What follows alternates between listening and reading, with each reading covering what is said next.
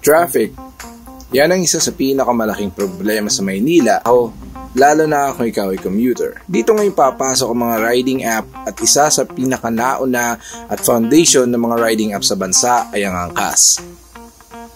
Nagsimula noong 2016 bilang food delivery service and packages. Pinasok ni Angkas ang transportation services dahil na din sa malalang traffic sa bansa. Maraming umalma, nainis at nagbigay ng mga negatibong komento sa app dahil na din sa safety reasons. Pero as time goes by, mas madami pa din na nagpapasalamat at nakikinabang sa on-demand service na bigay nito. Naging popular ang Angkas bilang alternative option ng mga nagmamadaling commuter at dahil sa motor ka nakasakay dito ay makakasingit at makakarating ng mabilis at safe sa iyong pupuntahan. Lumikha din ito ng maraming trabaho para sa mga Pilipino at isa sa mga namayagpag noong nakaraang pandemic. Kaya kung ikaw ay isang aspiring Angkas rider ng inyong lugar, tuturuan kita kung paano mag-apply. And again, my name is Bernie at welcome to Bern's Moto, Buhay Angkas.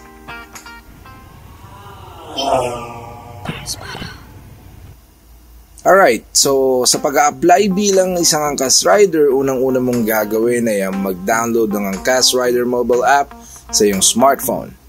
Makikita ito sa iyong App Store kung ikaw ay naka-Apple phone at Play Store naman kung ikaw ay naka-Android phone. Step 2. Pagkatapos ma-download, mag-register gamit ang iyong email at mobile number. Tandaan, ilagay ang lahat ng iyong impormasyon ng tama dahil ito ay gagamitin sa verification ng application mo. Step 3. Mag-register ng account sa Angkas app, piliin ang sign up button at sumunod sa mga instructions sa screen. Fill up mo lahat ng details na kailangan dyan.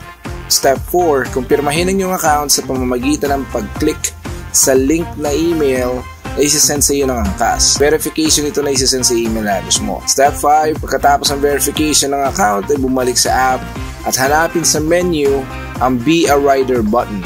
Makikita ito sa kaliwang bahagi kung nasaan ang iyong profile. Step 6, pagkatapos mag-register bilang biker, mag-provide ng mga kinakailangan documents sa app. Maaari mong picture ng mga requirements at i-upload ito sa link na makikita sa app mismo. And then final step, i-follow ang mga instruction ng Angkas para sa mga susunod na hakbang. Makakatanggap ka ng impormasyon sa text or email kung ikaw ay tinanggap bilang isang Angkas rider. No, kailangan mo ng text confirmation sa Angkas bago ka pumunta sa kanilang headquarters for screening. Alright, let's talk about the requirements. Para sa mga requirements, unang-una dyan, kailangan mo ng valid professional license.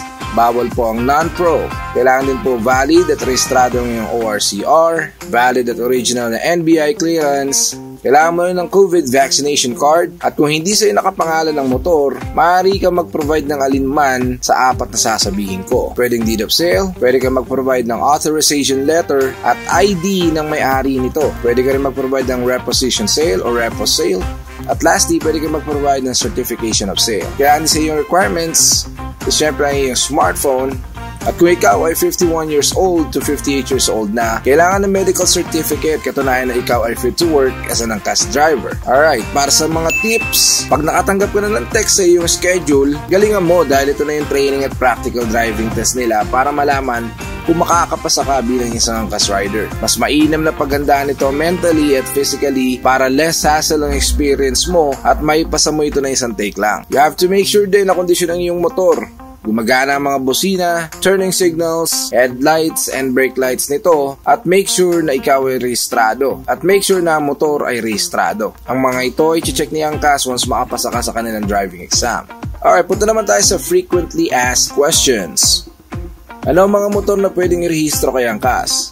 Alright, so ang mga motor na may model na 2013 and up hanggang sa kasalukuyan ay pwede pong i-rehistro sa Angkas. 110cc to 200cc ang displacement na tinatanggap nila at ang mga usual brand like Yamaha, Honda, Suzuki, Kawasaki, Kymco, Euro, SYM, TVS, Rusi, as long as pasok ka sa 110 to 200cc displacement at meron kang maayos na motor, po pwede yan. May age limit po ba ang angkas? Well, for the age limit, as long as physically fit ka at may valid professional license ay pwede. Kailangan mo lang ipasa ang kanilang driving exam. Alright, so I hope nakatulong ang video na to sa iyong angkas journey. Kung may na-miss man ako sa process, please comment down below para maisama natin at maidagdag na rin sa mga impormasyon na kailangan ng mga angkas aspiring riders. And again, kung nagustuhan mo ang video na to, please don't forget to like, share, and subscribe para sa mga ganitong klaseng content.